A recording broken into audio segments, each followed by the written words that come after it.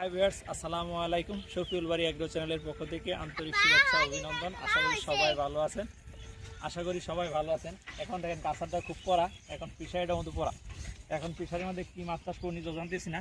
এখন এটার মধ্যে কৃষি কাজ করতে হবে, আর কি কৃষি করতে পারি এটা নিয়ে এখন আলোচনা করব। আগেও তো আমি যে আলোচনা করলাম যে করছিলাম, এর মধ্যে একটা জিনিস আপনাদেরকে দেখাই। এই দেখেন লাউ গাছ লাগাইছি।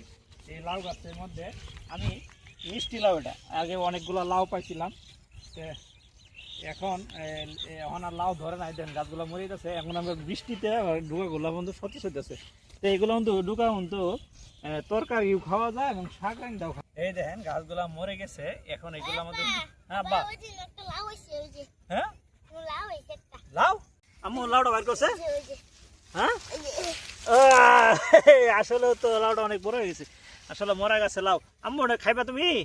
হ্যাঁ তাহলে নিয়ে যাই। হ্যাঁ আচ্ছা, এই যে লাউটা দেখেন, এই যে মাত্র বাড়ালাম, একদম ফ্রেশ, কোনো কীটনাশক নাই, কোনো কিছু দেওয়া হয় না, একদম ফ্রেশ। এর মধ্যে দেখেন কি সবজি চাষ করবো এটা নিয়ে কথা বলতেছিলাম, আসলে চিন্তা করতেছিলাম এই বছর আমি কি লাগাইম, এই বিষয় নিয়ে কথা বলতেছিলাম। এর মধ্যে দেখেন আমার মেয়ে, তার নাম সাতিলা জারিন, এ দেখেন সে একটা লাউ খুঁজে খুঁজে বের হচ্ছে। আসলে আমি গাছে কখনো আসি না, কারণ এটা গাছটা দেওয়া মরে গেছে, তো এর মধ্যে লাউ আমি কল্পনা করতে পারছি না। দেখেন বিষ ছাড়া তো পোকামাকড়ে অনেক ছিদ্র করে ফেলছে।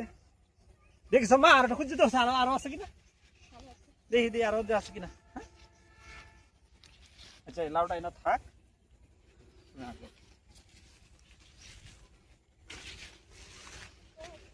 আম্মু ওই যে আরেকটা,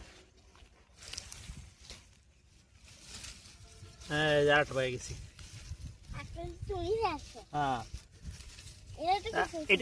এটা রাইকা দিই, এটা কয়েকদিন থাকলে পাকবো। হ্যাঁ মো, হ্যাঁ থাক। হ্যাঁ আচ্ছা, আজকের মতো দেখলেন তো, আপনারা দেখলেন মরা গাছ আসলে লাভ ধরে, যে গাছের মধ্যে আসলে কোনো পরিচর্যা করছি না, কোনো কিছু করছি না, অবহেলিতভাবে পড়ে রয়েছি।